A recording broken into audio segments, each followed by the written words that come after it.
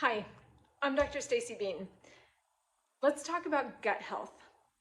You might know that Hippocrates, the grandfather of medicine, said over 3,000 years ago, all disease begins in the gut. Doesn't it make sense that healing should start there too? As a functional medicine practitioner, I know how critical, how foundational gut health is to creating optimal health. When I worked as a conventional medicine physician, the number one presenting complaint to emergency departments and clinical practice was GI complaints or gastrointestinal complaints. So things like abdominal pain, heartburn, acid reflux, bloating, constipation, diarrhea. So many patients with diagnosis of irritable bowel syndrome or irritable bowel disease such as Crohn's disease or ulcerative colitis. So it's a common problem in our society. So let's talk about what are some of the things that, with gut health, what are some of the things that take health away, and what are some things that we can do to add health to our gut, since we know how foundational it is to our health. So things that can damage the gut. Number one, stress. We all know that stress can affect many areas of our body, and one of them is not just our ability to digest effectively, but also stress can affect the health of our gut bacteria. Another thing is medications. There is a long laundry list of medications that can cause damage to our gut microbiome or our gut bacteria.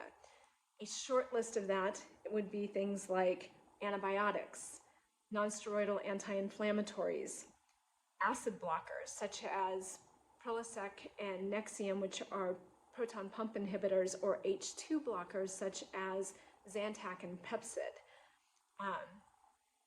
Antidiabetic medications like metformin can damage our gut bacteria. Blood pressure medications like spironolactone.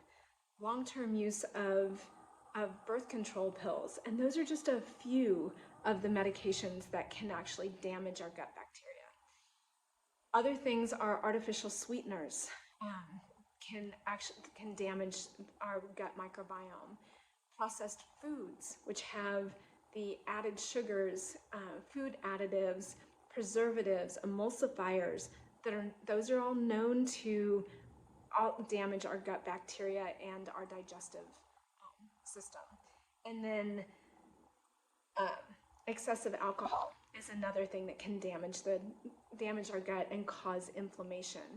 So with all of that, what are some ways that we can actually add health back or protect and support our gut health?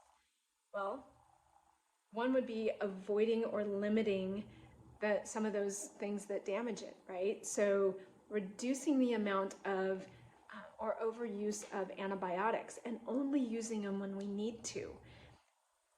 Limiting our use of nonsteroidal anti-inflammatories.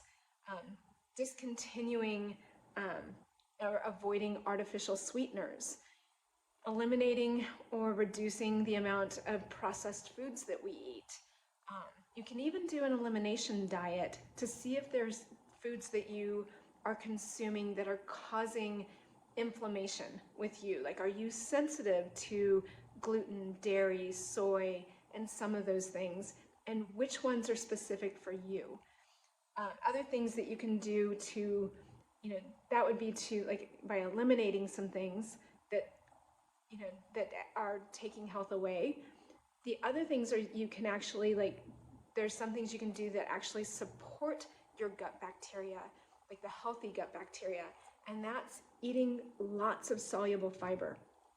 Your healthy gut bacteria live on fiber, and so when you're eating enough fiber, you're actually feeding your gut bacteria as the healthy gut bacteria as well, along with eating plenty of soluble fiber, which are your fruits, vegetables, legumes or beans, chia seeds, flax seeds, lots of that. The other thing would be eating plenty of healthy fats. And when you do the combination of fiber and healthy fats, your gut bacteria will love you. for that. So your healthy fats are things like avocados, nut butters, coconut oil, olive oil, avocado oil, like things like that. The other thing that you can do is you can consume fermented foods, things like sauerkraut and kimchi and kefir, and add some fermented foods, kombucha, to your daily intake. So those are a few things that you can do to support gut health, things that you can avoid, and then things that you can add. And keeping in mind that the health of your gut, if your gut's not happy, your body is not going to be happy, right? So being able to achieve optimal health, the first place we have to start is with our gut health. So if hopefully there's some tips here that can help you, and if any of these, if you want more, be sure and join our Facebook community group, where a few times a year I'll be doing a gut health challenge, and you'll learn a lot more about gut health.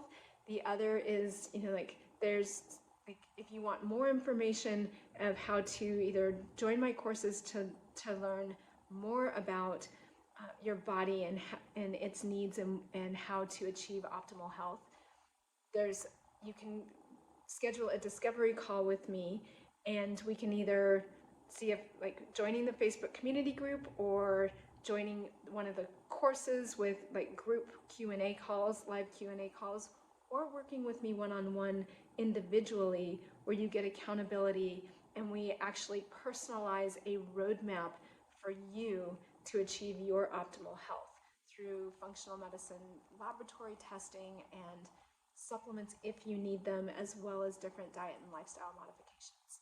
So I hope that helps, and I look forward to hearing from you.